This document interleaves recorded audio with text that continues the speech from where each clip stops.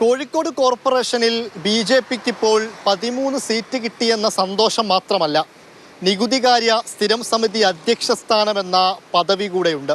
അതും കോഴിക്കോട് കോർപ്പറേഷന്റെ ചരിത്രത്തിലാദ്യമായി. ബി.ജെ.പിയുടെ വിനീത സജീവൻ നികുതികാര്യ സ്ഥിരം സമിതി അധ്യക്ഷ പദവിയിലേക്ക് വരുമ്പോൾ UDFും LDFും പരസ്പരം ബി.ജെ.പി ബന്ധം പഴിചാരി വിവാദങ്ങൾക്ക് മൂർച്ച കൂട്ടുകയാണ്. 9 അംഗങ്ങളാണ് ആകെ ഉണ്ടായിരുന്നത്.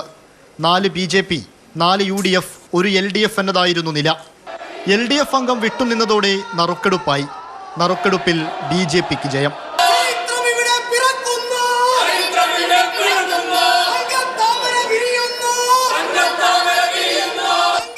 LDFും UDFും അവിശുദ്ധ കൂട്ടുകെട്ടുണ്ടാക്കി. ബി.ജെ.പി അത് തകർത്തു. അതാണ് തങ്ങളുടെ വിജയമെന്ന് വിജയപ്പൊലിവിൽ തന്നെ പറയുന്നു ബി.ജെ.പി. എന്തുകൊണ്ട് ടാക്സ് അപ്പീലിൽ CPMന് ഒരംഗം മാത്രമുണ്ടായി? 4-5 പേരെ ജയിപ്പിക്കാൻ അതിന് അംഗബലമുണ്ടായിരുന്ന CPM തലേ ദിവസത്തെ ധാരണ പ്രകാരം ഇത് UDFന് കൊടുത്തു. ആ ധാരണയാണ് സമർത്ഥമായി ഞങ്ങൾ പൊളിച്ചടക്കിയിട്ടുള്ളത്. ബി.ജെ.പി CPM കൂട്ടുകെട്ടാണ് ബി.ജെ.പിയുടെ വിജയത്തിന് കാരണമെന്ന് തിരിച്ചടിക്കുന്നു UDF. ആത്മാർത്ഥമായി CPM അങ്ങനെ ആഗ്രഹിക്കുന്ന ഫാസിസ്റ്റ് ശക്തികൾ വരാൻ പാടില്ല എന്ന് ആഗ്രഹിക്കുന്നുണ്ടെങ്കിൽ തീർച്ചയായും സംവരണ സീറ്റ് മത്സരിക്കാൻ പാടില്ലായിരുന്നു. അവരെന്തിനാണ് മത്സരിച്ചത്? അവർ മത്സരിച്ച് തോൽപ്പിച്ചത് ഞങ്ങളെയാണ്. എന്തിനു വേണ്ടിയിട്ടാണ്? ഇവിടെ ബാക്കി ജനറൽ സീറ്റുകൾ മുഴുവൻ ഒഴിച്ചിട്ടു. ആ ജനറൽ സീറ്റുകൾ CPM മത്സരിച്ചിട്ടില്ല.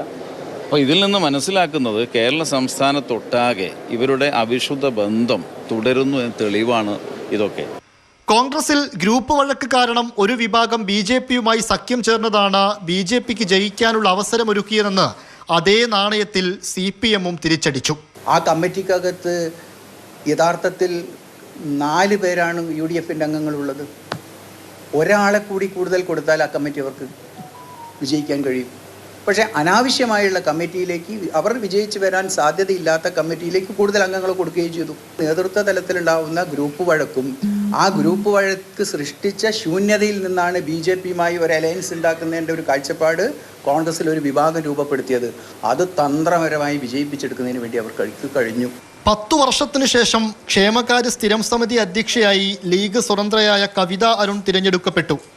8 സ്ഥിരം സമിതി അധ്യക്ഷന്മാരിൽ 6 പേർ LDFും, 1 UDFും, 1 ബി.ജെ.പിയുമാണ്. 28 കൗൺസിലർമാരുള്ള UDFിന് വേണമെങ്കിൽ 2 സ്റ്റാൻഡിംഗ് കമ്മിറ്റി ജയിക്കാമായിരുന്നു. പ്ലാനിങ്ങിൽ പിഴവ് പറ്റിയെന്ന ആക്ഷേപം പാർട്ടിക്കുള്ളിലുണ്ട്. ബി.ജെ.പിക്കെതിരെയുള്ള പോരാട്ടമെന്ന് പറയുന്ന LDFിന് വേണമെങ്കിൽ UDFിന് ഒരു കൈ കൊടുക്കാമായിരുന്നു. പക്ഷെ വിട്ടുനിന്നു. എന്തായാലും ജയം ബി.ജെ.പിക്ക് ആത്മവിശ്വാസം കൂട്ടുന്നുണ്ട്.